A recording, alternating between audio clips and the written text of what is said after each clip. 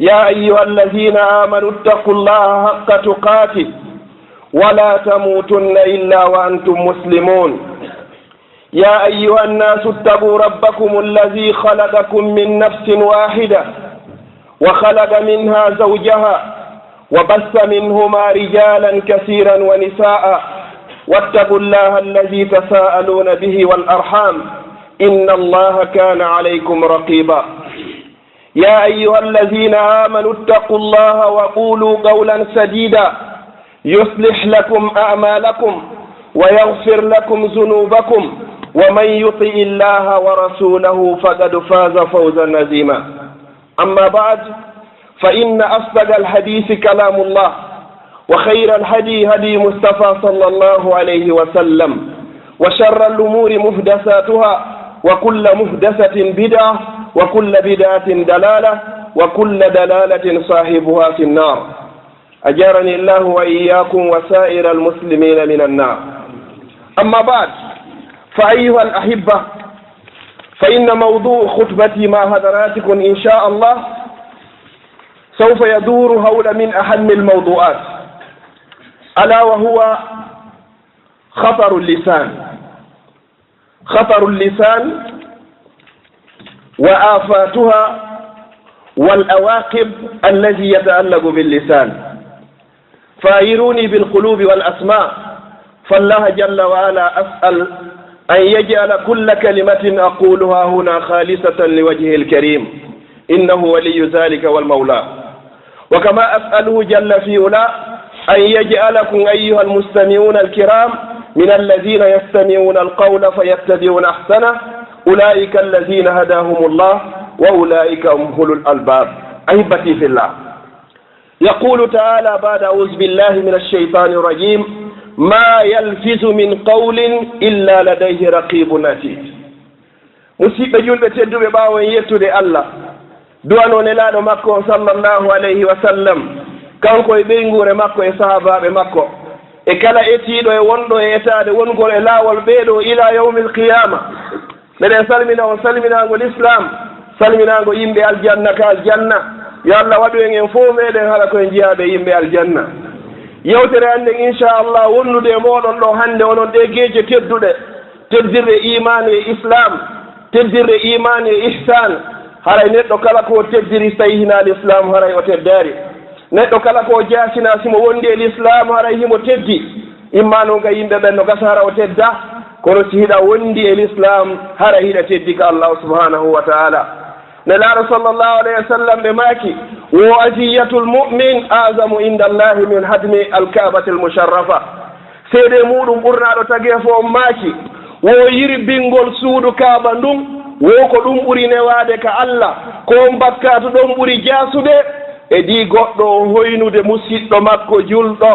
o hoyniramo jungo ma, konngol ma, kuugal, piigol mo ma, yennugol mo ma, wowlugol e dambe makko ma, wowlugol kala ko anduɗon tawata satta e makko. hiye fof noon hiɗen andi valeur suudu kaaba ndun. Allah inni wota lorra e julɗo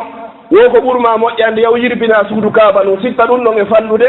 e di a lorrirde musidɗo ma julɗo konngol. mi toriki Allah subhanahu wa ta'ala yo Allah ɓeydo e renugol.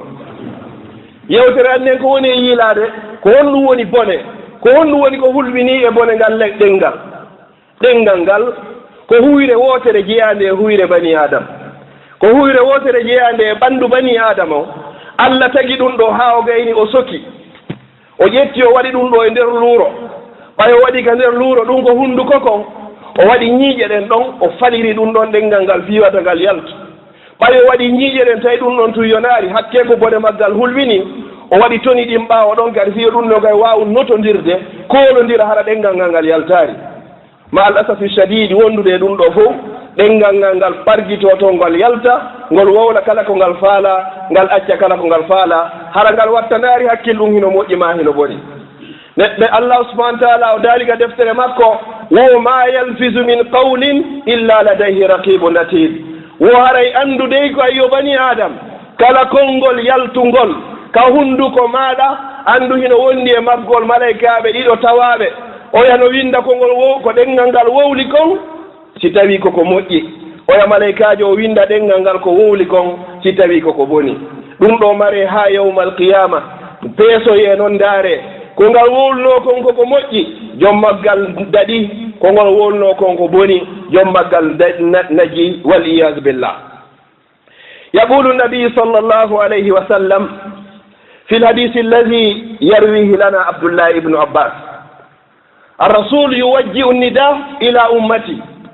قائلا يا أمتي من يضمن لي شيئين عظيمين مهمين أضمن له دخول الجنة. نلال صلى الله عليه وسلم بماكي بفوتني لندنغال مفتما بدن فو بيني كونو يو مفتيا ko hombo e moɗon wawatala renande piiji ɗiɗi kuce ɗiɗi wonɗe e makko so reeni ɗen ɗon min kadi mi renanaymo aljanna o so fawtige jogattagol ɗin ɗon ɗiɗi hara ɗi yahaari tinaka Allah e nelaɗo makko on yamiri o ayniɗi yo andu ñande o maayo min kay mi doftanike mo mi ƴetti garanti wondema pellete o naata e aljanna. maha qala alhabib man yadmanu li ma bayna lihyayhi wa ma bayna fakhzayhi admanu lahu aljanna. ko hombo e moɗon wawatala renande konko woni hakkunde bala kenkenje makko ɗen ɗiɗi e konko woni hakkunde buse makko ɗen ɗiɗi so reeni ɗiɗo min kadi mi ƴettanimo garanti ko wallahi o naatoya e aljanna. subhanallah ɓe innaari hoore nden ɓe innaari noppi ɗin ɓe innaari gite ɗen e juuɗe ɗen ɓe ƴetti tero e ɗiɗo e tosokoye pet koye fof kadi ko suuɗi koye wawata yaltidude sina hara joom makko yiɗi sina ɗum hay neɗɗo ngo woni feetuɗo ɓeyni wo sa reeni ɗenngal ma ngal wowlaari sina ko haana wowleede a reeni farjuma o yahaari sina ka o haani yahugol nelaaɗo maaki wo haray an kadi mi fawtanike ma naatugol aljanna. yo Allah hokku en aljanna. enen ɗo fof kon boni faalaaka aljanna. man minna la yuridu dukhulu aljanna la ahad fa alayka an tuhafiza ala hadaini aludwayn ala wa huma allisan walfarj kullu man zamina alhifaz walihtiraz لهذين الأذوين فقد تضمن الحبيب صلى الله عليه وسلم لك بدخول الجنة. كان رينو دو دي هانا ريني ريدنون أو أندو برطو مؤيدة تاكي فنغن أويتيدو محمد الجنة أجتو يتاكي سنان دي أولو هيوت هاي غوتو على أدو تولو مناد الجنة وإن يمينك يفوتني كما ناتا الجنة. يونن دو حاسبوا أنفسكم قبل أن تحاسبوا wazinu amalakum qabla an tuzana lakum. ɗo mo ɓe yo ndaran hoore mum ko on to farjo woni yahude tawata ka Allah yiɗa yarlaki ko on ɗum e on ɗum ɗengal ngal woni e wowlude tawata ngal hanano wowlugol. sa wawa renugol ɗiɗo ɗiɗi awa andu nelaɗo fawtanakima natal aljanna amara garanti natoygol aljanna. sa reni ɗiɗo ɗiɗi no hana renirede noon andu ɓurɗo moƴƴude tagge fo ngo fof o fawtanike ma wonde ma naatay aljanna. o sahabajo ɗo wiyeteɗo Muaz bun Jabal yarwi lana hadha sahabiyu ljalil huwa Muaz bun Jabal radiyallahu anhu qal qultu ya rasul Allah sallu alayhi juule ene laaɗo sallllahu alayhi wa sallam o ari o wi ko ayyo ɓurnaɗo tagge fo akhbirni an amalin yudkhiluni aljanna wa yubaiduni anin nar. o ari o tawine laaɗo inni miɗo faala landagol ma landal yeeto lan ko gollal hongal mi gollata mi naata aljanna mi woƴƴito e naatugol yiite. oɗo ko ɗum ɗo mafirnomo akhbirni an amalin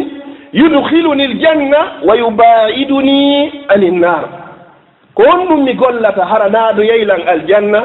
woɗɗintinalan e naatugol yiite. masa kana aljawab فقال الحبيب صلى الله عليه وسلم لقد سألت عن عظيم وإنه ليسير على من يسره الله عليه.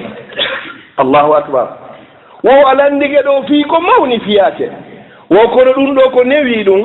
e dow kala on mo Allah on newinani ko sattu ɗum e dow kala on mo Allah on sattinani yo Allah taw hara Allah on no newinani en. joni noon ko golle on ɗe goɗɗo gollata o naatoya aljanna woɗɗito yiite jahannama. ما هي الأعمال التي تقوم به وتؤديه الإنسان ويدخله الجنة ويباعده عن النار؟ اسمعوا معي إلى ما أجابه النبي صلى الله عليه وسلم. joni ko honde woni ɗen golle jente ko nelaaɗo jaabino kon mo annduɗen on kanko ɓuri joga ko rédaction hakkude makko e Allah subhanahu wa taala kanko andi ko natta aljanna kanko andi kay ko naɓata yiite jahannam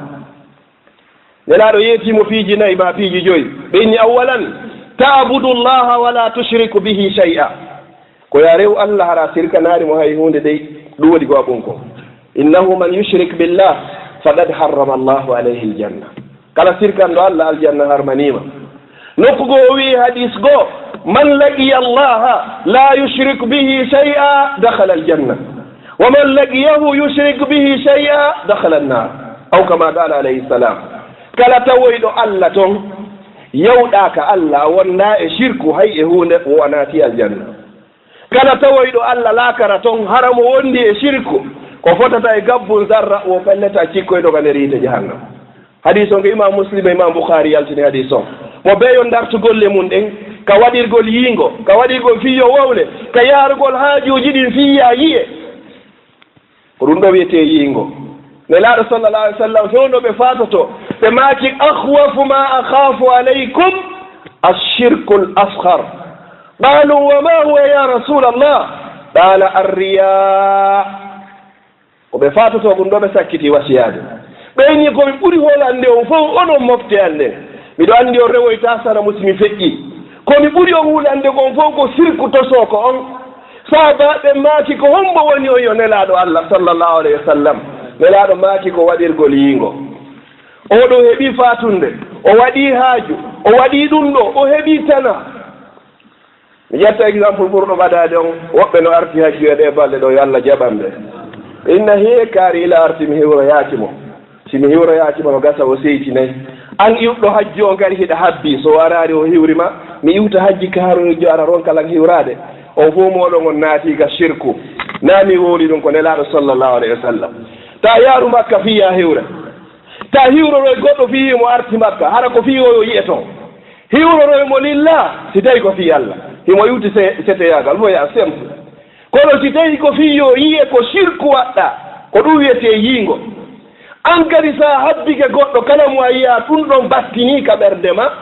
hiɗa konti fof arɓe ɓe arari woni yiingo yaaru fi allah o yoɓatama hay hunde an o yuɗɗo hajji ɗo hiɗa laaɓi poste e bakkato tawtuni hoorema heya hewtani kono lil asafi shadid wallahi no hulɓini summa no hulɓini kadi kono woni ɗum ñande hajjuyankoɓe ɓen arti ko ko wawla ɗo fof nde ñande woɓɓe ko jaɓɓori hajjuyankoɓen ko soobi tawata ko allah huuɗi nelaaɗo huuɗi kala waɗuɓe ɗum huuɗama halkama kadi koko wiyete soobi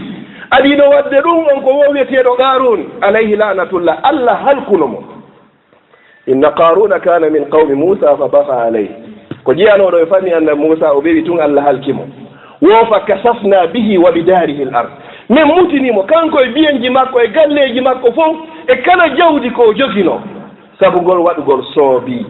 ɗum ko mantagol ko waɗirgol yiingo allah yiɗa nelaaɗo allah yiɗa allah huuɗi malayika huuɗi huɗoɓe fof huuɗi ko wallahi moƴƴa min ndar ɗo wattake kono moƴƴa wama ala rasuli illa l balag fewaki en si wona yettingol wallahi no harmi goɗɗo wiimo laaɓi boyi nelaaɗo sallallah alih w sallam no maaki man hajja falam yarfus haraja min zunubihi ka yawmi waladatu ummo kala o yewɗo hajjoy no hajjirte noon o waɗa toon hay hunde wo o yuttike o laaɓi e bakkatu wano ñande yumma makko jibinimo ɓe inni wo alhajjul mabrur laysa lahu jazaun illa aljanna wo hajju jaɓaɗo hay hunde o mara joddi si wona aljanna an noon tawata ko ɗum ɗo fuɗɗorantamo ɓaawo ɗum ɗo kadi hewta kadi haraka suudu kadi ko salmonirgol lunnodira wawdira bisuji no harmi so tawi ko ɓeygu ma fana bas ellala o debbo janani yo arde ñande heye gayna laaɓude bootidiron ɗon kadi hiɗa iga suudu allah laaɓoygol kadi no hulɓini musidɓe julɓe tedɓe wowle hay si ala e martude kono wona wowlirede noon ɗi wona waɗirede wallahi mi sikkuno wattata hande kadi kono lil asafi shadid na goɗɗo yeetilan ko mi yiri mbi umme ayna e ɗe guite an ɗo lil asaf no hulɓini si ɗum no feƴƴi o innimo tabudullaha wala tushrik bihi shay'a wo wattu qimu sala wo ñiiɓa e julde nden kadi ñiiɓa e jullugol ngol ɗo kono juulirte noon e leyre juuleteɗe ɗin kadi wattu uti zaka itta zakka jawdi ma nin kadi si tawi feere nden hino woodi si tawi ɗa jogii ko timmi valeur de 80 grammes kanŋe jawdi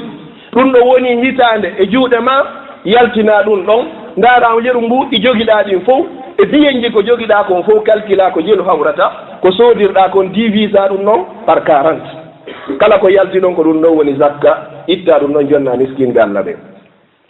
si ɗum ɗon feƴƴi wata suumo ramadan wo hoora lewru suuma yeno si ndu ari ndu tawiima tawi hiɗa wondi e cellal nayi setoyagal wonda wata hujjul bayti hajjoyaga suudu Allah in istatata ilayhi sabila si a taganama toriki Allah kala faalaɗo yawdi hara ko jawɗi ndi woni ko manki yo Allah addanmo jawdi ndi naɓamo hajjoya kala kadi hara ko jogiiɗo jawdi ndi ko kaydi woni o jogaki ko hajjiroya yo Allah okkormo kaydi waɗandi barki ko hajjiroya si tawi ko anniyewo woni fewtaari toon taw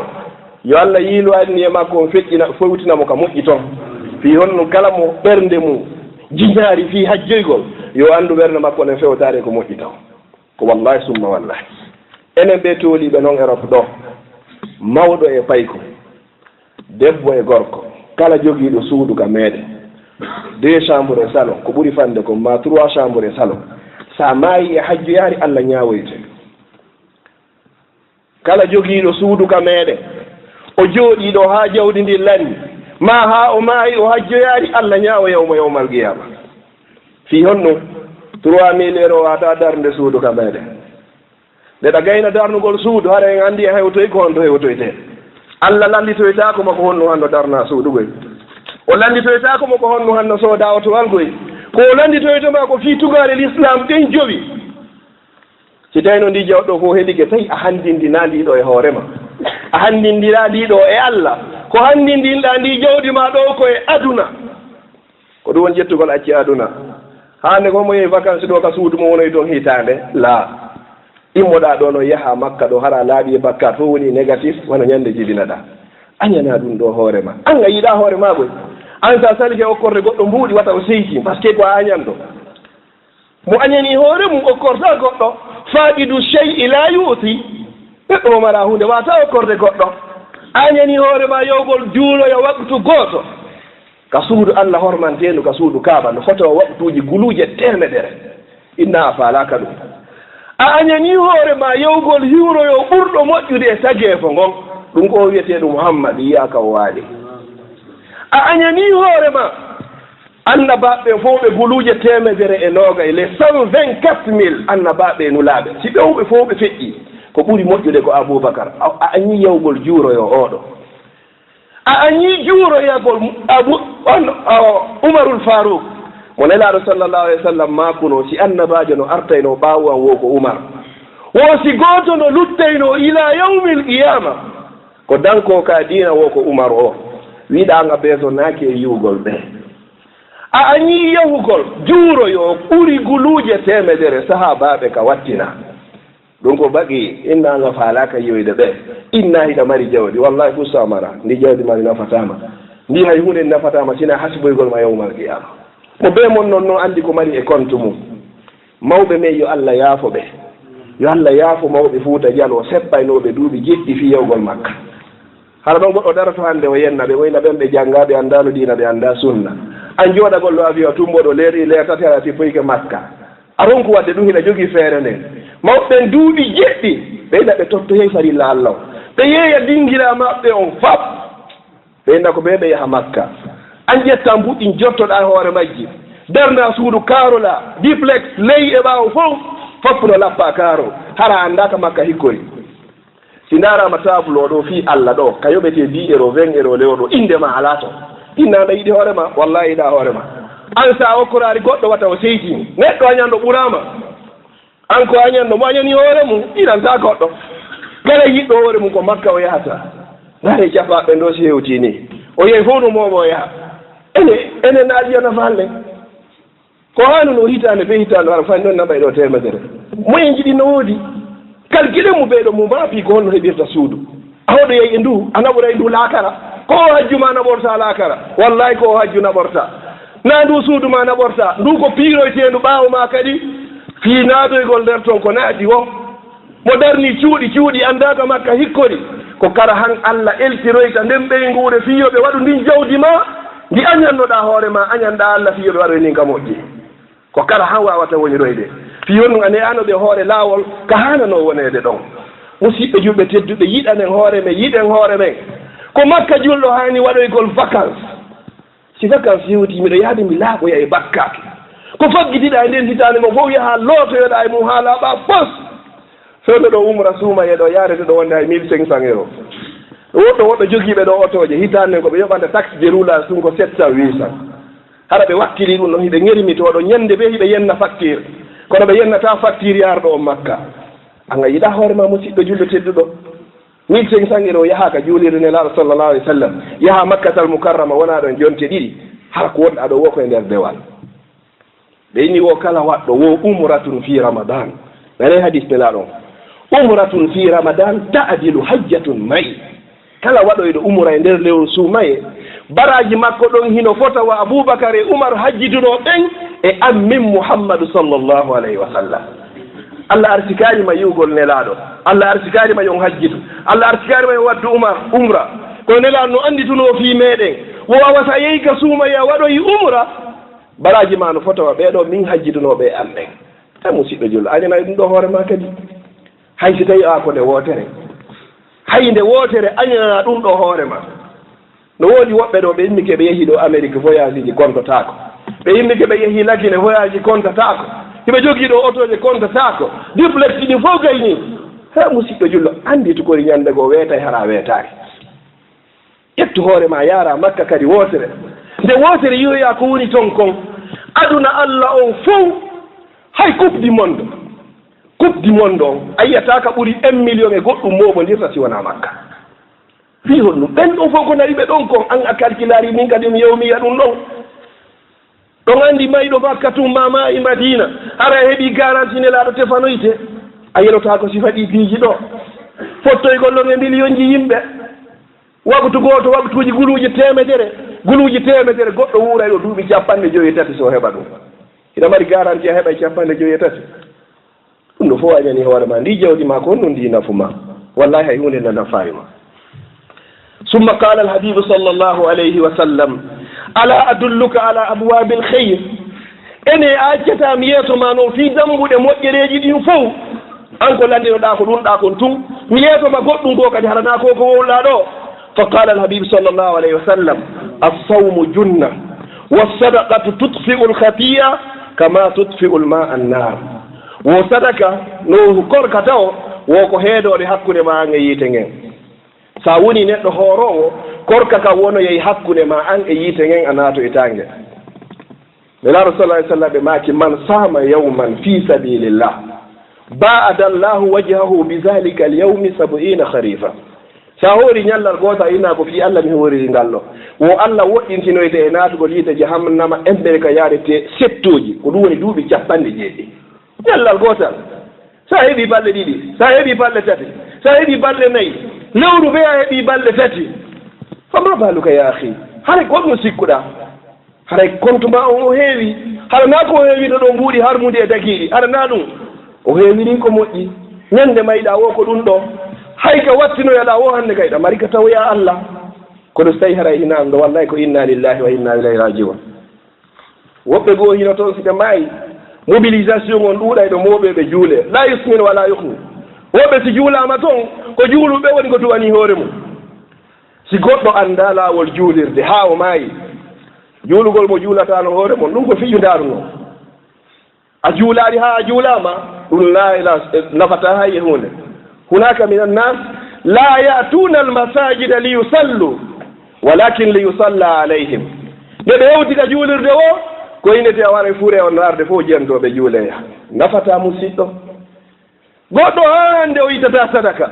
ko ñande o maayi o nayi kolji temedere hirse liɓe e leydi miskin ñama weltone ña ina batti o maayi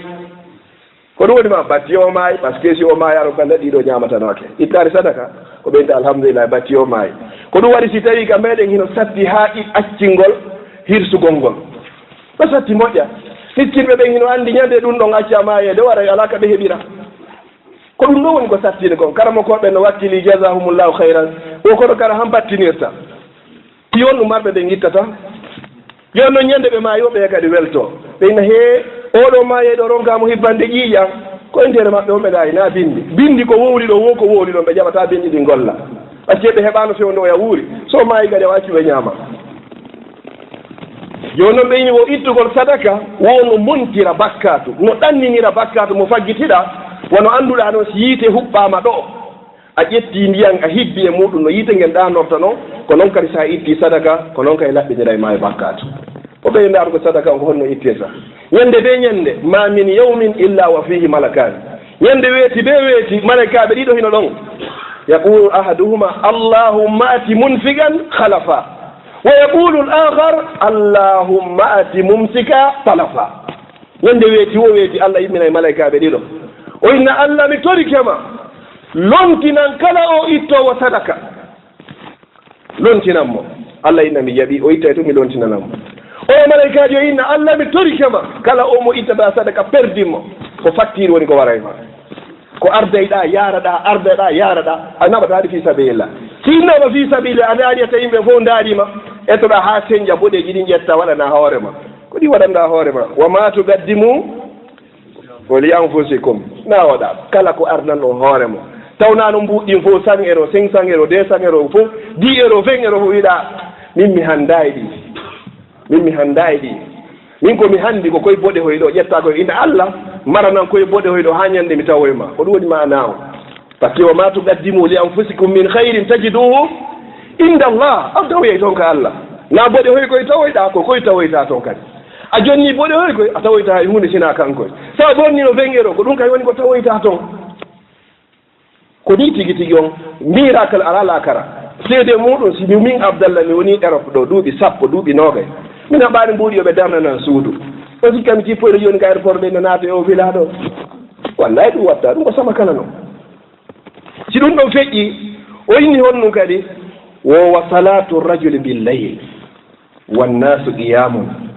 e ko gorko immoto jemma juula ha yimɓe ɓe foppo hino ɗaani ɗiɗo wiyete abwadul khayr man yuridu an yadkhula aljannata bisalami falyusalli billayli wannasu niyamun kala faalaɗo naatoyde aljanna en coulis naata har hay gooto andaari fof konɗo kaari woni ɓen ɓe hewto ino nder taw wo immo jemma juula har hay gooto andaari kadi koɗo si tawi hay subaka juulataake goɗɗo wonay ɗo yontere lewru hitaande o ina ha hannde mi heɓaar no woodi musidɓe men wonɓe Europe ha hannde ɓe juulaade subaka e juulirta ɓeeɗo ko ɓe haɗa wiye ko inna lillahi wa inna ilayhi rajiun ko ɓe hana wullede e hoore muɗum harana ko ɓe mayrama ko goɗɗo maayi ettoɗa ha ara juula subaka e leer wo baraji ma no fota wasa wurni fi jemma fof ettoɗa ha ala juula geeƴe ka juulirde julde jama wo baraji ma hino fota wasi tawi hara joni a wurniti feccere jemma jonno so a heeɓi geeƴe o julde jama ka juulirde a heeɓi subaka o julde jama ka juulirde alhamdulillahi haray nde ñande hara ñallal ngal bonaari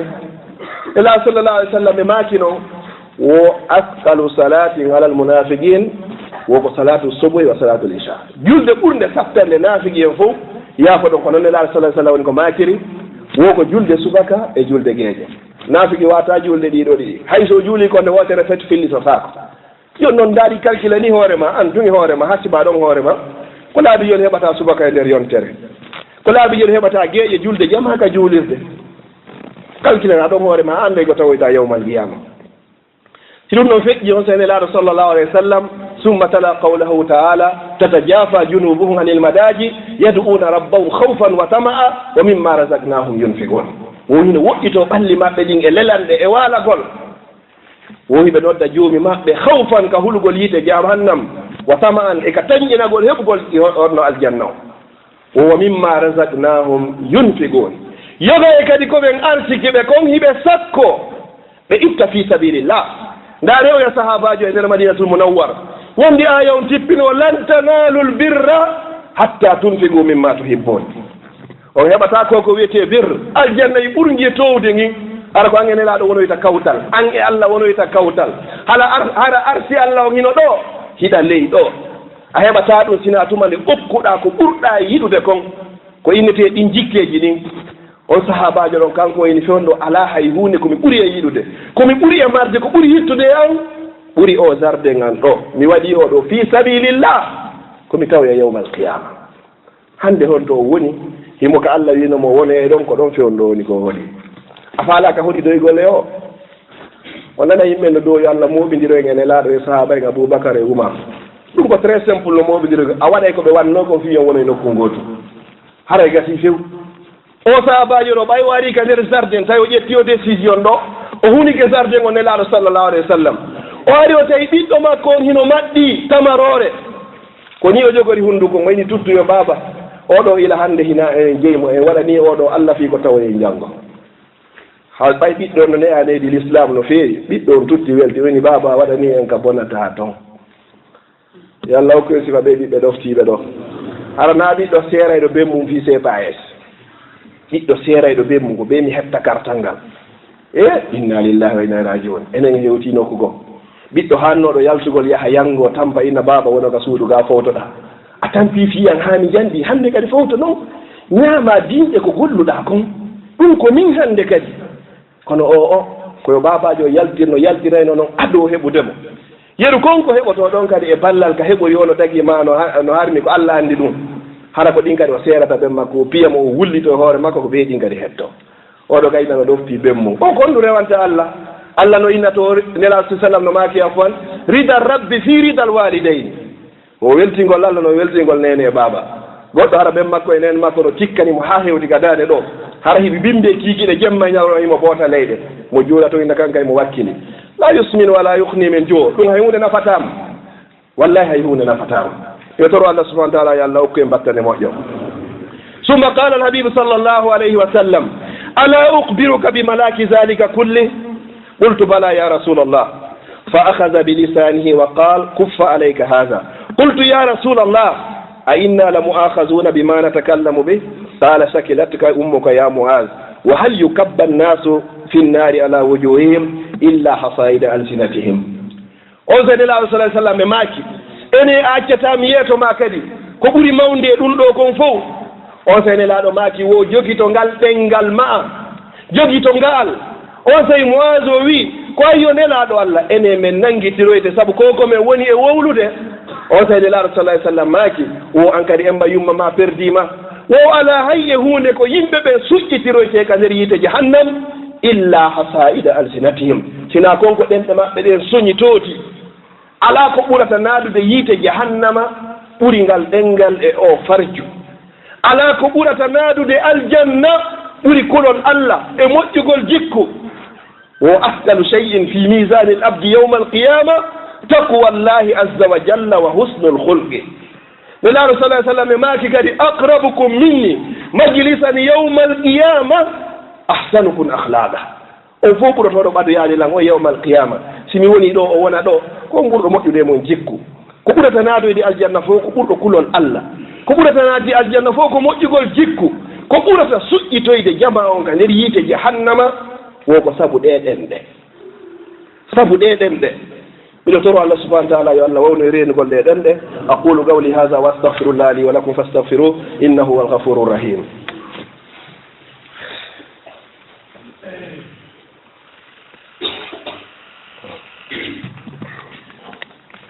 الحمد لله على نعمة الإسلام وكفى بها من نعمة الحمد لله حمدا كثيرا طيبا مباركا فيه وأشهد أن لا إله إلا الله وحده لا شريك له وأشهد أن محمدا عبده ورسوله أما بعد فأيها الأحبة وسيك جلد تدد ألا ذلك دفتر ما كنين ولا تقف ما ليس لك به علم إن السمع والبصر والفؤاد كل أولئك كان عنه مسؤولا ألا إني مجيجي مكايو بني آدم wata wowlu kala konko a joganake muɗum gandal andu ɗi noppi ma e ɗe giɗe ma e hakkille ma ɗe ɓernde ma nden wo ɗiɗo fof ko landitoyteɗi yawmal qiyama noppi ɗin wo landitoyde ko honnu e honɗon ɗi nani ngal ɗengal landitoye ko honnu e honnu ngal wowle mi yiti ko wonɗa wowde ko fof tawi ko non woniri awa andu ɗo allah ini ɗum ɗo fof o landitoye tama gotum gotum ko mbe adanayi ko daliɗi feƴƴe e makko on tawi o sahabajo wiyeteɗo abou moussa al ashari radiyallahu anhu sa'ala annabi sallllahu alayhi wa sallam faqala ya rasulallah ayyul muslim afdal koyo nelaɗo allah yeetoɗan julɓe ɓen fof ko mbo ɓuuri moƴƴude tawi ɗo woynari yimɓe ɓen fof julɓe ɓen fof ko mbo ɓuuri moƴƴude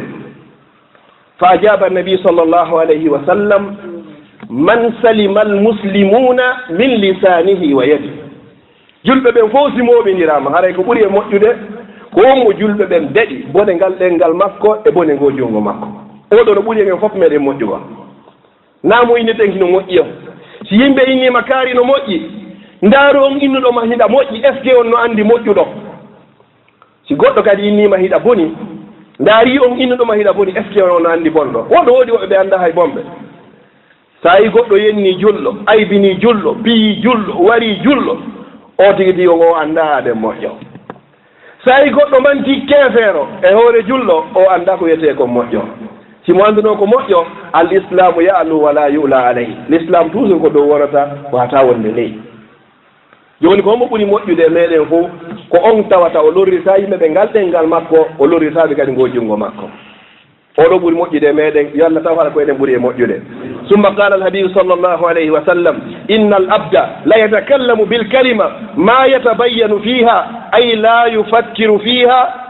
ahiya khayr am la fayazallu biha fi nari jahannama ma bayna al abad ma bayna al mashriqi wal maghrib wo neɗɗo no wowla konngol gotol bet hara a miijitaki ngol konngol hingol moƴƴi ka hingol boni ngol wona sabu ko naɓuma e nder yiite jahannama ɓuri hakkunde nano e ñaamo fuɗirde e mutirde sabu konngol gotol bet ukkoyema nder to si tawi no ñallal be ñallal a heɓa sifa ɗin konngoli tati nayyi joyi jeegoo jeeɗɗi sabu politique e ballon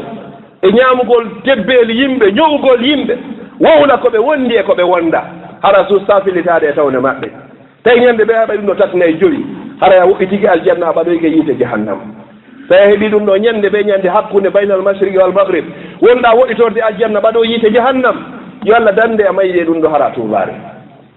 andi toon noon koko wiyete ñoore yaqulu nabi sallllahu alayhi wa sallam iyakum wal ghiba thumma iyakum wal ghiba fa inna al ghibata ashaddu min az-zina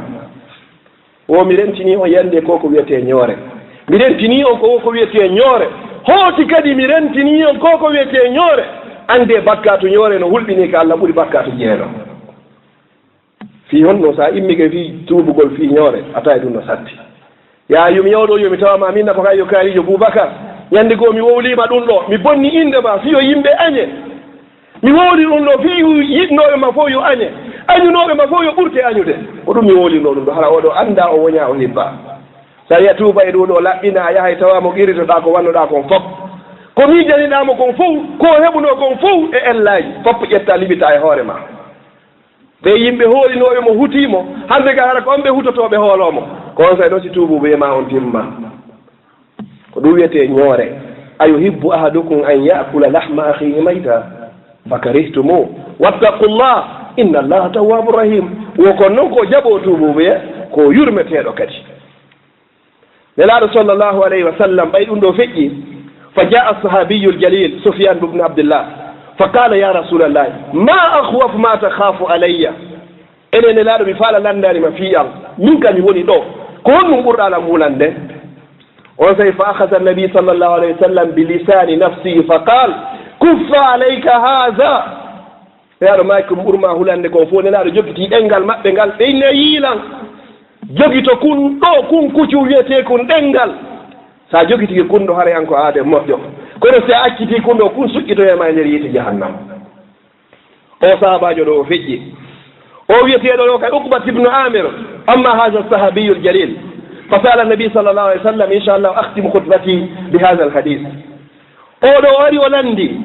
fa qala hada sahabi ya rasulallah man najah ede ko honno mi gerdata ha mi daɗa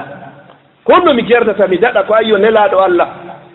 woɓɓe ɗo ñallal ngal fof sa doganiɓe kikiɗe fof ko négatif wonta Allah no inna hal jazaul ihsani illa al ihsan ko ɗum si arabuɓe wi ittaqi sharra man ahsanta ilay wo rento bone hattirde rentagol bone on mo moƴƴiɗa e muɗum sa moƴƴike e neɗɗo haray rento moƴƴa bone ko iwroyta e sengo makko ko ittaqi sharra man ahsanta ilayhi Allah le inni hal jazaa'ul ihsani illa al ihsan haray kono yo wonɓe moƴƴade e yimɓe moƴƴire fi Allah waɗiro fi Allah ɗon on ninsata sa waɗira ni goɗɗo fi yo anditano e wallahi a perda e adna perda ala ka bani adam a wawata waɗande bani adam wako Allah waɗanimo bani adama on dullani Allah Allah inni ka qur'ani innal insana li rabbihi lakanudun mi wondi mi teg ballet o neɗɗanke wonande joomi makko o dullanimo anno bani adama waɗanay bani adama ɗo ha wallitanoma kalla wala wawata ndeɗa waɗana goɗɗo o fewnu ha feewa inna Allah mi waɗirani oɗo lillah ko fima mi waɗiri ɗum ɗo so andi toyi fanima hiya haray moƴƴi so andi tan no yaarilan kadi Allah ko fima mi waɗiri mi torike ma an a bonnata golle inna allaha la yudiu ajra man ahsana amala Allah kanko o yeɓata oɗo noon o nandi nelaɗo ko honno mi gerdata ha mi daɗa nelaɗo yeetimo piiji tati jendoɗen sa gerdi ɗiɗo wo haray a daɗi go'o amsik alayka lisanak jogi to ngal ɗengal ma go'o ɗiɗi wal yasaka baytuk yo suudu ma nun kadi yone yo suudu ma ndu yone tati wabki ala khati'atik wullo e hoore bakkatuji ma wata maako e bakkatuji ko goɗɗo waɗi e kaari en men ko bomɓe daari yeeso ma kaari en no waɗi ɗum ɗo mi sikkano o waɗay ɗum hina an hasibata musiɗɗo goto e men hasibata ɗo goɗɗo so yimɓe ken yeehi haka frontiére o goɗɗo nanngama ɗon joni ayinna joni ɓayan hiɗa jogui kayɗe a feƴƴinaymo wallahi harayɗa torade Allah yo Allah yo ɓe a andu wata ɓe andu hara hiɗo hayɗon jeydi wabki ala khati'atik wullu hoore bakkatuji ma sela bakkatuji yimɓe man amila salihan fali nafsihi wa man asa'a fa alayha wa ma rabbuka bi zallamin lil abid wa akhiran ayyuha al ahibba نطلب منكم المساعدة إن شاء الله لهذا المسجد وخاصة هذه الميكروفونات إن شاء الله فقد كلفنا أكثر من 1240 أورو نطلب منكم المساعدة لوجه الله حتى يكون هذا في ميزان حسناتكم يوم لا ينفع مال ولا بنون إلا من أتى الله بقلب سليم وفيه واحد من الأخ إن شاء الله هو تصدق ب150 أورو نطلب عنكم أنتم أيضا أيها الأحبة ألا تخرجوا إلا وقد أكملنا ثمن هذه الميكروفونات إن شاء الله وأسأل الله أن يجعله في ميزان حسناتكم وكما أسأله أن يجعله لكم صدقة جارية ما دام هذه الدنيا الفانية باقية على مكانها musidɓe juɓe tedduɓe mi jaro wona waɗo ɓe juutini hannde moƴƴa mi sakkitora ko mi adorno kon kadi on fof hiɗon tora lillahi azza wa jalla fi micro ji ɗen ɗo hannde wowlama ɗo wonɓe wowlde soñjaki faalaɓe nanugol soñjaki mo ɓe nani moƴƴa hara na ɗummannago wono ɓe watti ɗo mo ɓe mon no tora lillahi azza wa jalla yo waɗu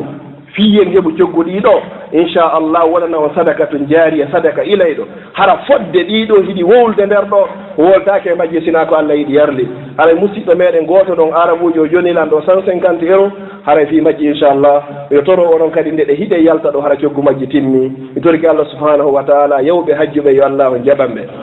faalaɓe yewde ɓen kadi yo Allah newnanɓe kala ɓe yahaari ɓen kadi yo Allah newnu kala ko manque muɗum mawɓe wonɓe hakkudeji men ɗe yo Allah fooɗu balɗe maɓɓe moƴƴina battaneji ɗin yo Allah dandu en ala e wawata joguede ko hulɗen e sohlaji aduna yo Allah dandu en kala ko faalaɗen e moƴƴereji aduna ko Allah jogui moƴƴere yo Allah okku en nde nawnare wonde ka meɗen yo Allah ittu fiira e mayre torki Allah yo Allah ittu fiira e nawnare nde kala nawnuɓene ɓe yo Allah dikkinɓe kanko jogui lekki ɓe nawnari ɓe yo Allah ɓeydi waɗgol hijabe maɓɓe kanko woni yo jogui hijabe no tolorɗen ɗo ni mo be ko jogui ande ka ɓerde muɗum yo Allah ittanmo